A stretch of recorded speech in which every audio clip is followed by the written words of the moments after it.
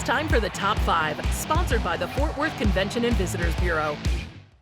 Welcome back to the Ultimate Dallas Sports Show. We are talking top 5 DFW free agent signings. We did the sports acquisitions a while back where I kind of cheated a little bit with bringing the Stars into the fold. But if you've seen that list, if you haven't, go back and watch it. It's on YouTube. If you haven't, let's bring you in a little bit and kick things off with number 5 on the list, Ed Belfour, who should have gotten more recognition in the previous list and yet was one of the anchors of the Stars Stanley Cup run and arguably their best years of contention in that 99 to 01 range. Saad, we'll start with you. What do you think of this guy being on the list? Yeah, I think he's anytime you're talking about free agency acquisitions, you're talking about championships, and you know that has to be tied to it. And Ed Belfour was the backstop of that, and those chants at Reunion Arena and all that stuff, you can't forget any of that stuff. So I would have him right up there in the entire Metroplex. Sounds like a good spot to me. Number 4, now moving on here, Marcus Semien, a little bit more recent, but again, led to a championship. I feel like Marcus doesn't get the respect that he deserves a little bit on some level, which is weird because he's the Iron Man of the group around here. But everyone talks about Cory Seager first, and deservedly so. The team isn't anywhere without Semien being there on a consistent basis. Michelle, what do you think? There's a reason he's in the leadoff spot, right? Yeah.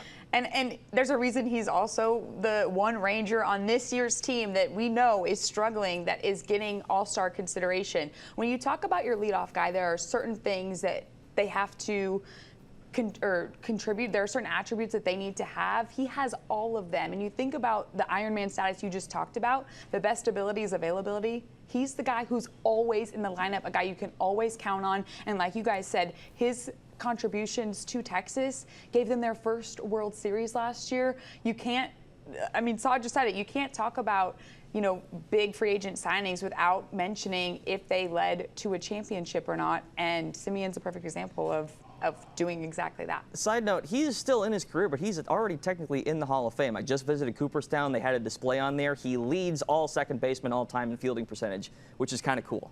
Anyway, it's a good little nugget. It is cool. Yeah. Let's move on now to number 3 on the list, Bret Hull, which was one of the honorable mentions on the top 5 sports acquisitions last time, and Jonah was fighting hard for him. He makes this list because he was arguably the most important free agent signing out of that group. Obviously, Ed Belfour has something to say about that. But when you have the most iconic goal, it's hard to argue against his impact. Mike, your thoughts? When all of Buffalo hates you, yes, you belong on the list. I am intrigued, though. We've gone Belfour, Semien, Hull. Yep. If Semien's on the list, I feel like Seager's got to be on the list the way that you talked about him.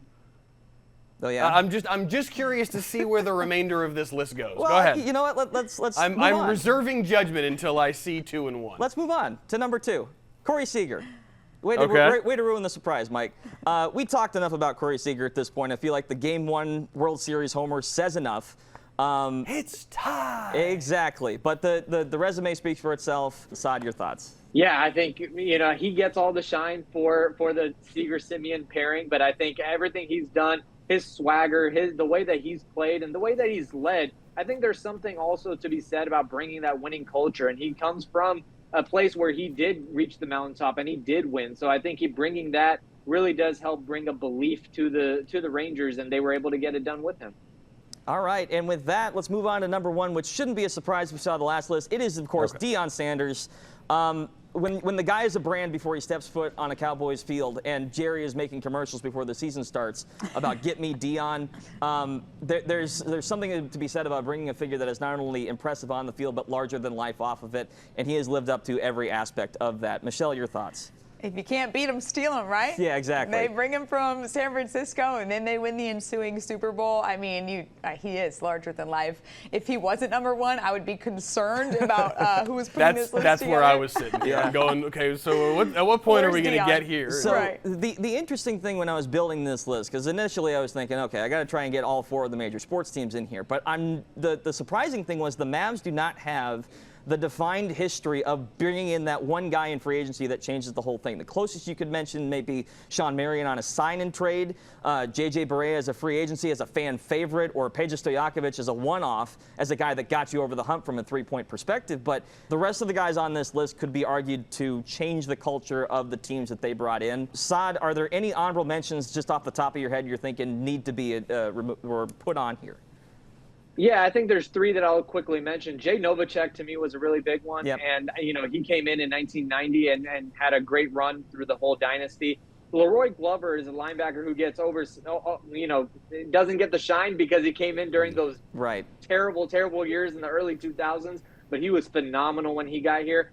And then Joe Pavelski. I think when you look at what the Stars are going to do going forward and the impact that he's had on this young roster, Robertson, Wyatt Johnston, if the Stars don't win a championship next year and Jamie Benn's contract runs out, I believe Wyatt Johnston's going to be the next captain, and I believe he's going to be the one that's going to help them get over. And even though Joe might not be on the roster when they win a championship, I believe his fingerprints are going to be all over the next Stars team that wins the Cup.